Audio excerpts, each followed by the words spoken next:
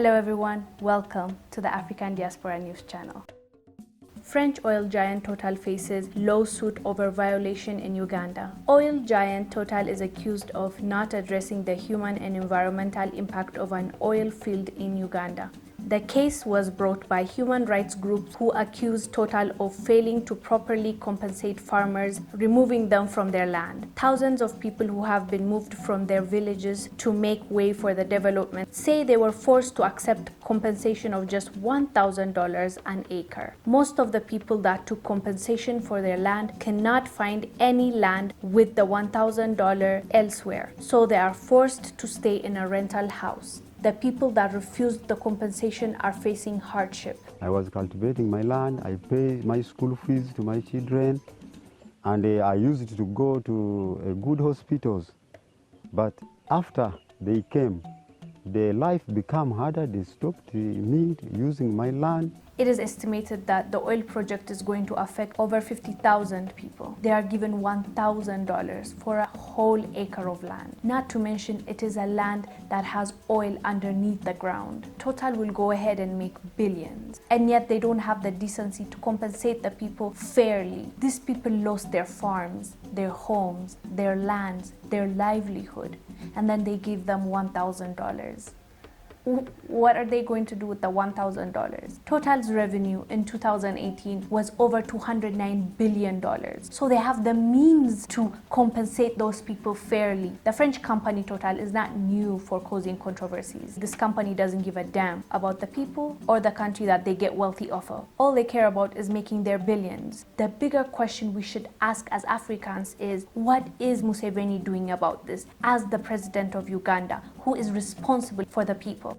United Arab Emirates accused of forcing Sudanese to fight in a war. Security company in United Arab Emirates accused of deception after giving jobs to young Sudanese men who say they were then sent to fight in wars. Few have managed to return back to Sudan, but many others are believed to still be in Libya and Yemen. The company from the UAE would send young Sudanese men emails. They would apply for jobs like security men, and once they are recruited, they will take them to the United Arab Emirates and train them how to handle firearms. After the training, then they will be told to go and defend the UAE in other countries like Yemen and Libya. These young Sudanese men are being targeted because of their circumstances, because they are unemployed. This is an attractive offer for them to go and work in UAE as a security guard. They apply for the jobs, and guess what? They are being forced to go and fight in a war they had no business in being in the first place. Why are these men fighting for UAE? They're not even from UAE. They are Sudanese. They are African. Why are they going and fighting somebody else's war? If anything, they should be defending their own country. This is unethical, unjust, unfair, illegal. Hope the Sudanese government responds quickly and protects its youth.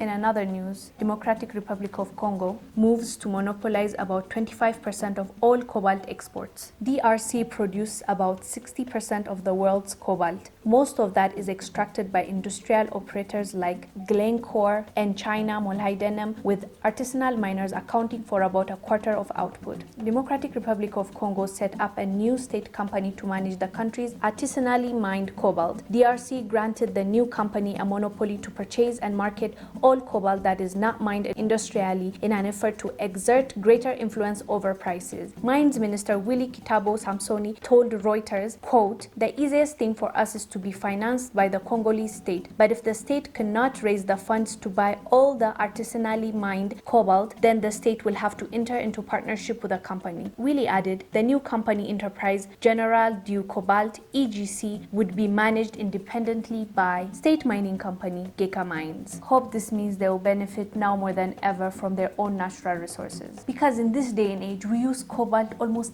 every day for every single thing. The mobile phones we use, the laptops we use, the tablets we use, the electric trains we use, for healthcare purposes, for knee implants, for hip implants, for teeth implants. Cobalt is such a useful resource to our day-to-day life. So as the world's 60% producer of cobalt, it's about time the country starts benefiting from their gift from God that is underneath their ground and get out of poverty. DRC is one of the poorest countries in the world when they should be the richest in the world because of their natural resources. We hope this decision made by the government brings some kind of change to the people of Congo. We would love to hear your thoughts about this. Let us know down below in the comment section. Thank you for watching African Diaspora News channel. I am Wongel Zalelem, bringing you African news updates.